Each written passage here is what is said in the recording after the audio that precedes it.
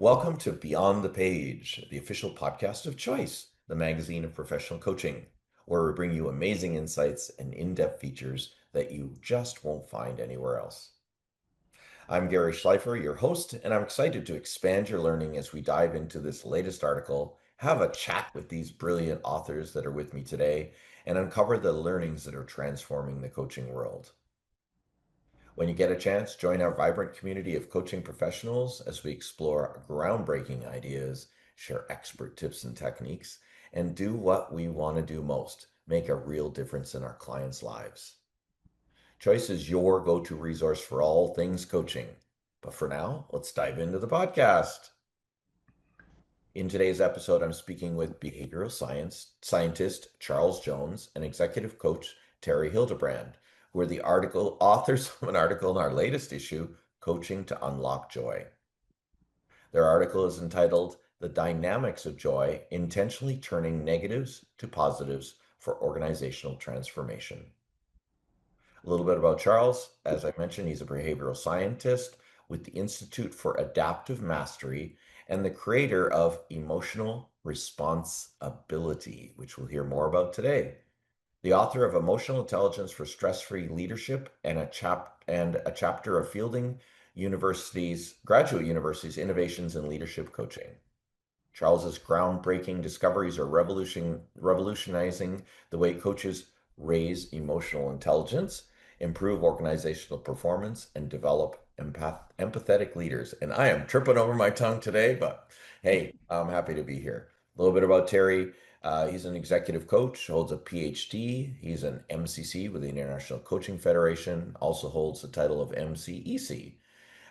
He is an organizational development consultant, a certified coaching supervisor, an author, and a friend of mine for many, many, many years, and an author for Choice many, many times. Thank you. He's the CEO of Terry Hildebrandt and Associates, go figure, and former director of the evidence-based coaching program at Fielding Graduate University.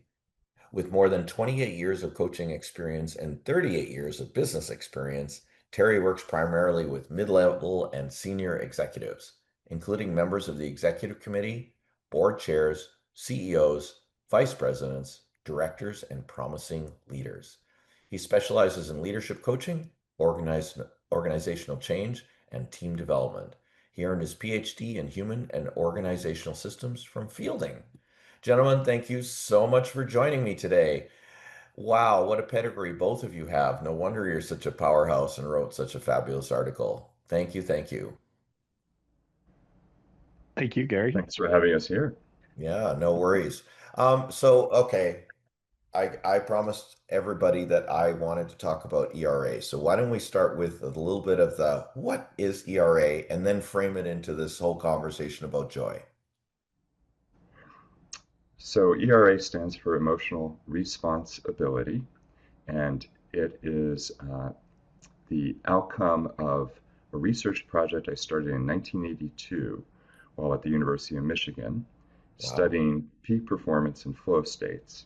And essentially my question was, okay, if these states are natural to us, and most people that have had an experience of flow immediately kind of resonate with this idea of, oh, this is how I'm supposed to be. This is me at my best. If that is what our natural state is, then the question becomes, what is it that pulls us out of that state? Mm. And my research has centered on that. And I believe there's two reasons why we get pulled out of a flow state and kept out of a flow state. So that's where emotional responsibility sort of has its roots. That was the research direction it came from. Wow. The 82, my goodness, that's like lots of information. And was it those kind of things, has it been consistent, your results over the years? Have you seen any changes due to history or organizational change? In terms of what? The In terms of results what that has changed? you've been doing this testing since 1982, have you seen any change in the outcome? Well, the first several years were unproductive in terms of generating a hypothesis that I could then apply the scientific method to and see if, in fact, it panned out. So there were a lot of false starts along that way. Um, for me, probably the biggest shift or breakthrough occurred when I met Marshall Rosenberg, who your listeners may know as the creator of nonviolent communication. And Marshall had this idea that um, emotions were associated with needs. And his conception of needs followed Maslow, this idea that we have, for instance, a need for safety. Right. And so my research or study up until that point, immediately it was like, okay, there's something that intuitively resonates about this. And yet we can't possibly have a need for safety. What would our mind, our brain need to know in order to know whether we're safe? There'd be a trillion conditions that would have to be satisfied. So, and of course, Marshall Rosenberg had adopted that idea from Maslow, this idea that we have needs for. So that just didn't resonate for me. But what I realized is we could have needs to. So instead of a need for safety, we can have a need to protect our assets. Mm. And then suddenly, oh, okay, then, the baby's born. When babies are born, there's two and only two situations in which they exhibit fear: loud noises and heights, right? Everything else is, the baby learns, okay, I need to protect the asset of my body. I need to protect important relationships. I need to protect my toys. I need to protect my reputation. So you could see then how the child could accumulate a long list of assets that they feel a need to protect. And then how do I protect those? They could learn strategies by observing others, by stumbling upon things, by coming up with new ideas for how they would protect those assets. And then what do they need to be looking for to know whether or not they're on track to protect the assets?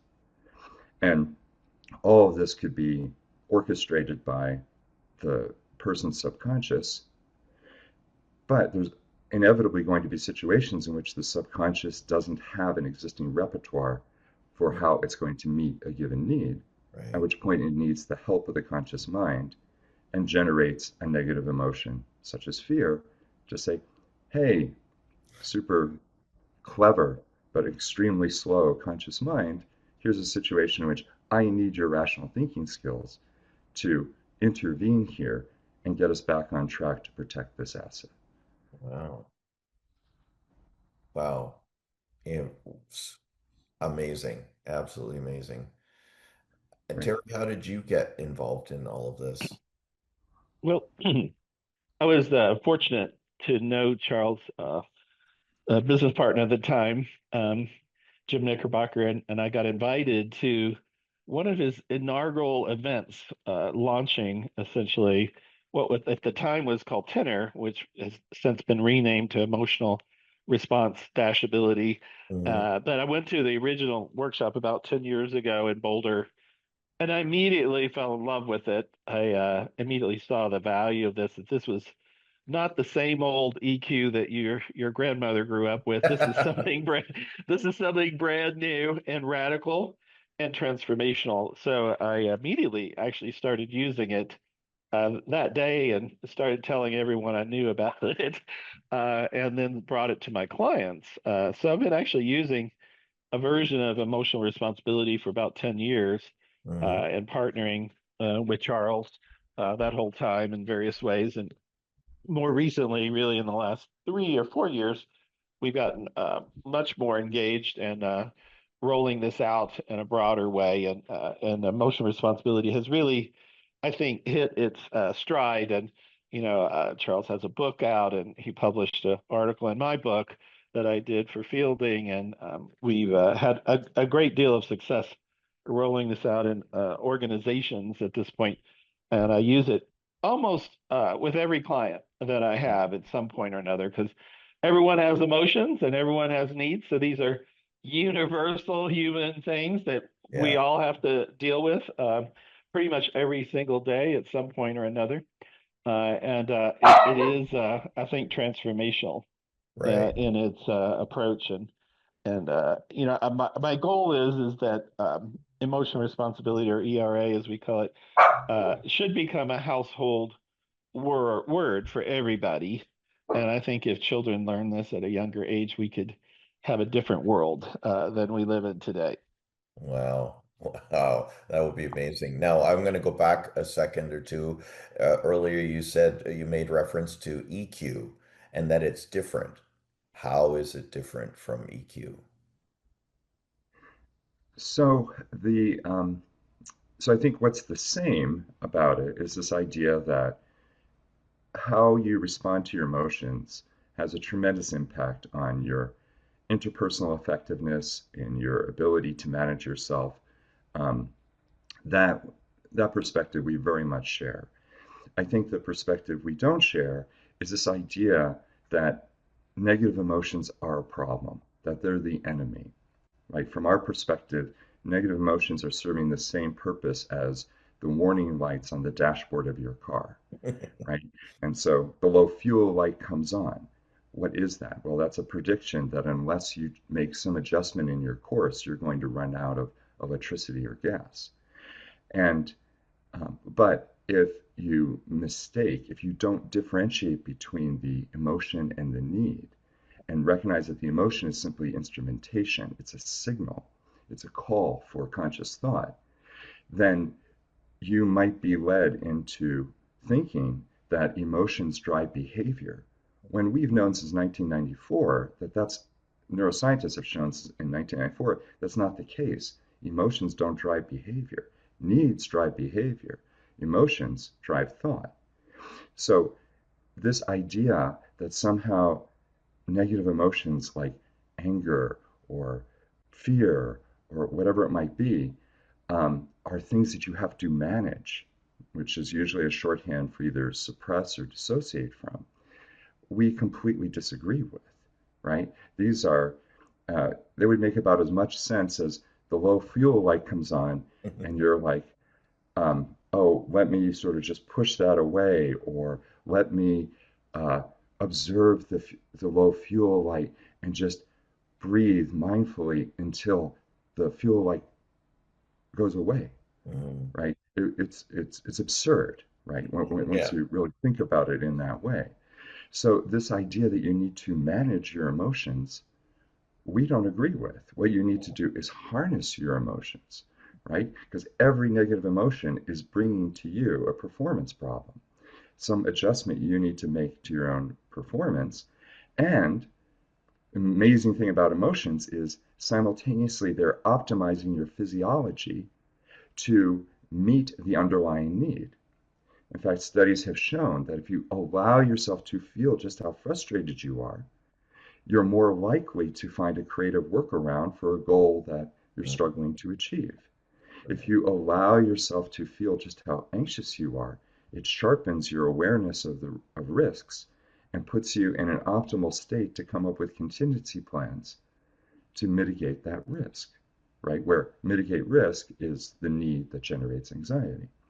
So, and then positive emotions, maybe this is sort of a segue maybe into the article, I but was gonna say, positive can we segue emotions, over into joy a little bit? right. And so, positive emotions, it isn't just to help you feel good. Positive emotions are the subconscious is like, hey, we're on track to meet an important need of ours.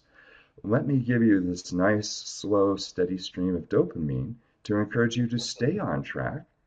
And if your mind isn't otherwise occupied with needing to respond to a negative emotion, really savor how good it feels to, say, feel respected or productive or whatever it might be, where there's this one-to-one correlation between these positive emotions and the need you are on track to meet. And that's been shown that if you will savor those emotions, those positive emotions, with the awareness of what needs you're meeting Mhm. and the strategy you're using to meet that need, neurons that fire together wire together, that reinforces the neural circuitry that's proving effective for you. So it helps to retain what you've learned and build on your momentum. In fact, Barbara uh, Fredrickson has some great work in this area on the value of really savoring positive emotions, which has been kind of a tenet of positive psychology for a long time. But now we understand why that's such a valuable practice and how you can maximize the use of that practice, not just by feeling good, but by connecting it to what needs you're meeting and how you're going about meeting that need. Yeah, well said. And thank you for referencing back. I want to remind our listeners that in the article, the two of you highlight the benefits of joy, things such as enhanced cognitive function, greater collaboration and trust, better resilience and stress recovery, employee engagement and retention, and improved health and reduced absenteeism. I'm like, who doesn't want any of that, right? Sounds like a great way to get there. Thank you for that. And okay, so then when I'm listening to both of you, I hear the word mindfulness comes into my mind. It sounds more than just mindfulness. I'm thinking maybe I'm confusing mindfulness with awareness, and ERA is taking it beyond that. Tell me which direction I need to go with that thought. So I'm a huge fan of metacognition, being self aware, paying attention to what's going on in your body and what that tells you about what's going on in your psyche. I'm a huge fan of that. Um, what I'm not a fan of is using, if you're familiar with mindfulness based stress reduction, using mindfulness to reduce the stress you're experiencing in context of a negative emotion. So how that looks like is um, the negative emotion arises, instead of suppressing it, tensing up your body so that the somatic expression of the emotion is stifled, allowing yourself to feel fully that emotion in your body. We're 100% in favor of that. We're in agreement of that.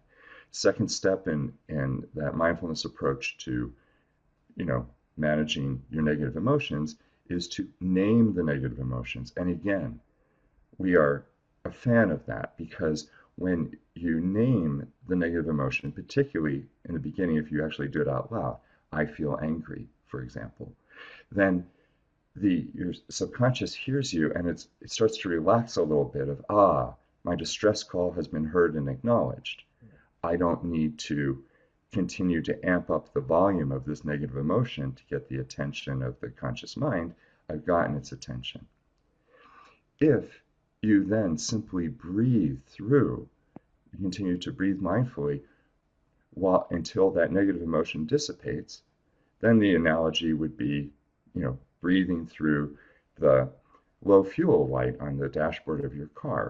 And what's Right. actually happening is, let's say you're angry and you breathe, count to 10, you breathe mindfully until the anger dissipates. The reason the anger is dissipating is because your subconscious is down there and it's like, okay, well, my conscious mind knows what we're feeling, therefore I'm going to assume they know what we're needing and isn't doing anything about it. Right. Therefore, we must not be committed to, in the case of anger, asserting this right we believe we have with this person.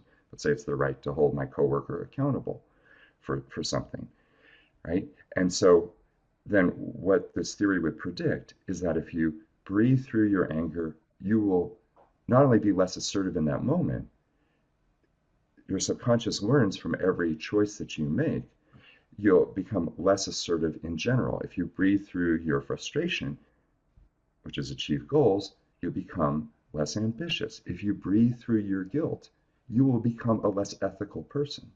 And it was actually, that was the peer-reviewed study that kind of woke up the whole community to, hey, there's a problem here.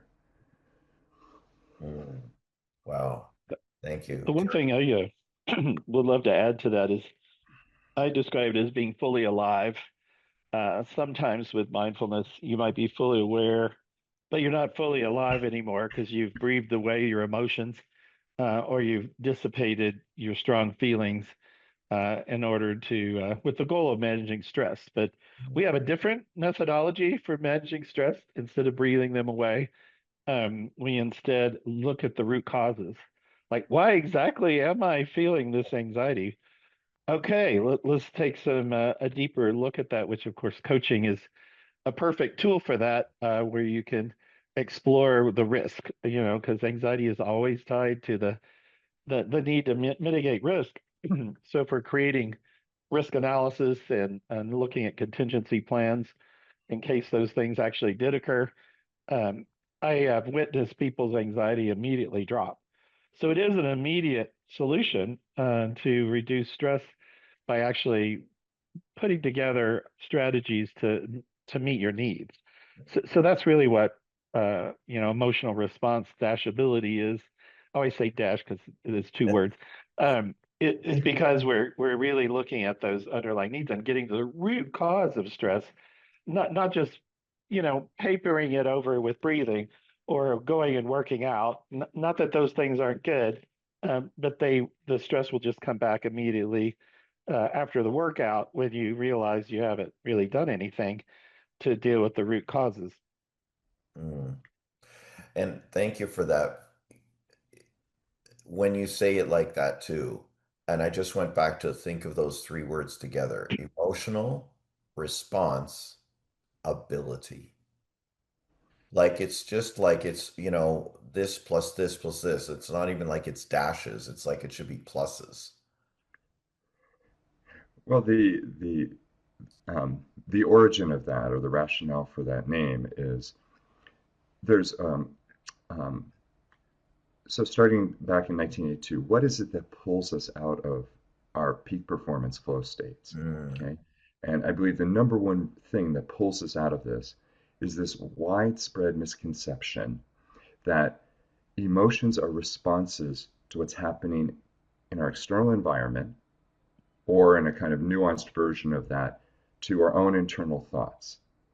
So people will say things like, Gary, you made me angry, right? Where the presupposition is that I'm angry because of something you did or didn't do, right? And our contention is that's not the case. Your emotions are not between you and the world. Your emotions are between your subconscious and your conscious mind. Mm. So I'm angry because given what you did or didn't do, I believe I have a right that I want to assert with you with regard to that. And the problem with me thinking that I'm angry because of what you did or didn't do is now you're at fault for my negative emotion. You're at fault for this discomfort that I'm feeling in my body. And I will then solve for what's wrong with you or the world or me instead of solving for the need I'm not on track to meet. Right. So it's very insidious. I did a study in two Fortune 500 companies, one technology, one financial services, in which took the leaders from the supervisors up to the C-suite, and what percentage of the time when a negative emotion arose did they interpret it in terms of their underlying need, and what percentage of the time did they attribute it to what was happening around them.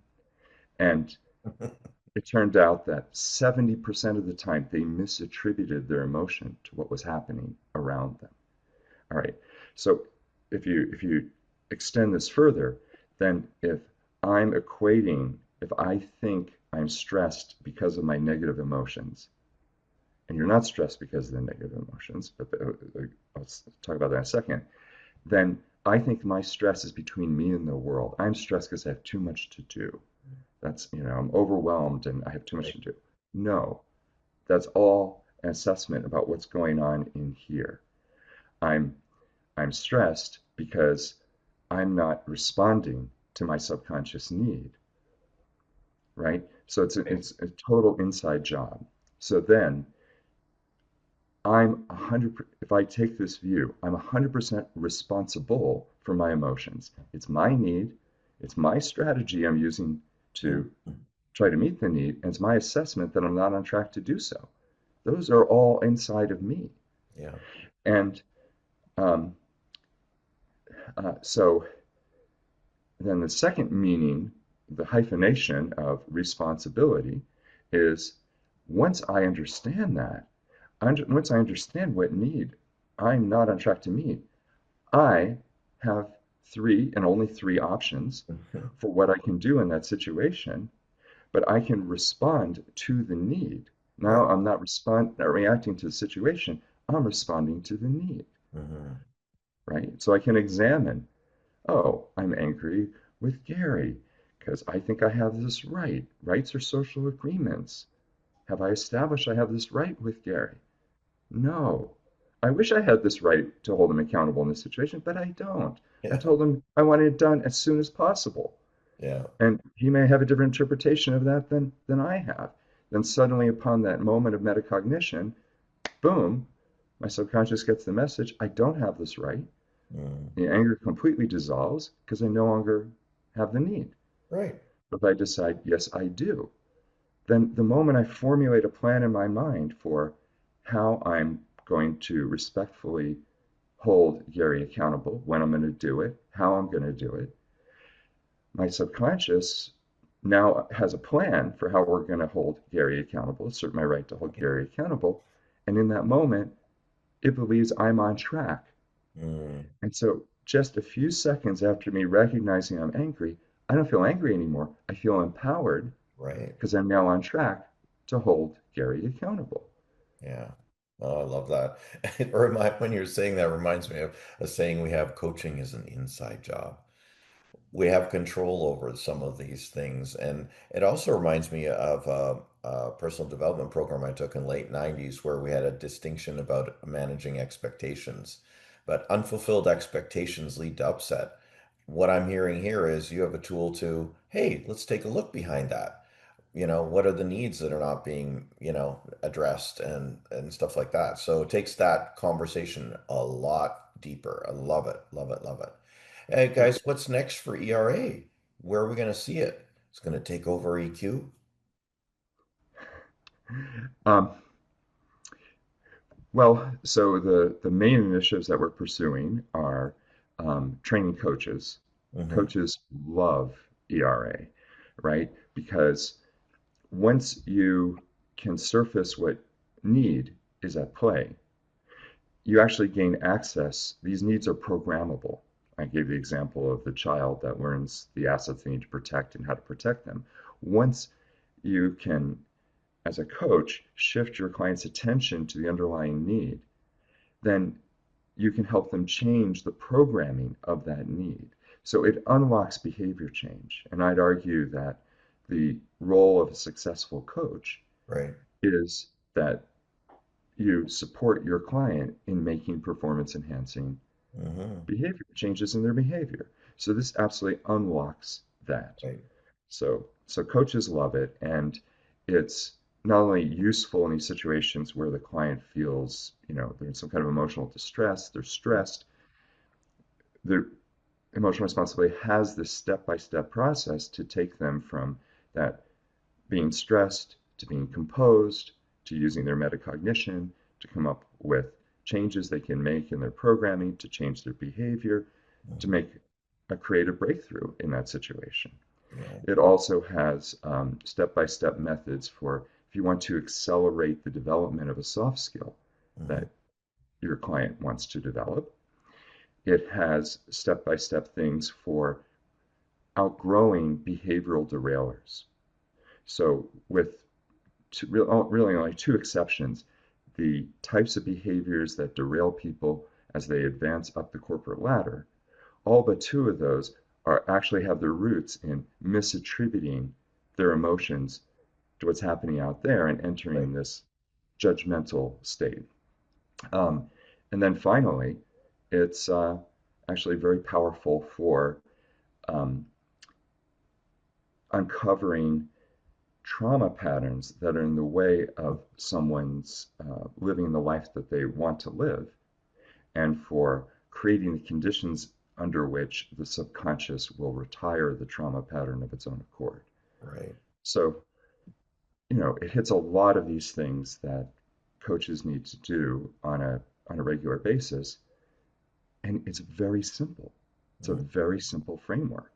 right? So we've got um, a self-paced version and a instructor-led version coach training program. So that's one of the directions that this is going. Awesome. And then I'll let Terry speak to it's also a fantastic team building and culture change framework for an organization. Uh, Yeah, one of the things we talk a lot about is there's a a really a new pandemic, and we call it emotional victimhood that has taken over many workplaces and teams where people are pointing fingers and unhappy with their boss, unhappy with their employer, unhappy with their coworkers. All of that is often rooted in unmet needs. So when we bring in emotional responsibility, it's a cure. It's a little literal cure for emotional victimhood and victimhood cultures, which are really toxic, I think, to corporate settings. So we are, when we roll out, excuse me, get some water here. When we roll out these programs to whole organizations, it can change their basic assumptions around, who is responsible to meet our needs, and it's ourselves. yeah. And we also give people empowerment and teach the leaders how to actually coach and mentor their people to meet their needs. So when they hear a complaint, we help them understand how do you get to the root need and how do you get that employee empowered to Mm, meet their own needs so they're not expecting the employer to do it all for them. And then everyone's happier and thinking about performance as opposed to blame and shame. yeah. My one of my goals in life at this point is to really transform cultures from victimhood to ownership as we describe it. Wow. Well, Terry, I know you. You already have. So now you're just doing it on steroids. Absolutely. Gentlemen, I want to thank you very much for our conversation today. Oh my God, it's amazing. It is like, it sounds revolutionary. Where can people go to find out more about all of these offerings? So you can visit our website, which is www.adaptivemastery.com. AdaptiveMastery.com. And the best way to reach you, is there an email there or where would you like them to go? There? Sure, they can, Charles at adaptivemastery.com or Terry at adaptivemastery.com. Brilliant. And you could also connect with us on LinkedIn as well. So we do accept LinkedIn invitations. You can see all our articles, including Excellent. the choice article on LinkedIn. Yeah, thank you. And thank you again for both writing for this joy issue and also for being here for our audience to learn more about what's behind all of it.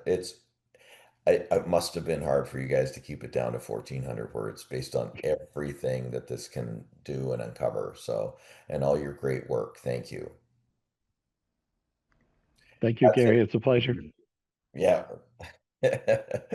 That's it for this episode of Beyond the Page. For more episodes, subscribe via your favorite podcast app, most likely the one that got you here. If you're not a subscriber to Choice Magazine and you're watching this video, you can sign up for your free digital issue by scanning the QR code in the top right-hand corner. If you're listening, only go to choice-online.com and click the Sign Up Now button. I'm Gary Schleifer. Enjoy the journey of mastery.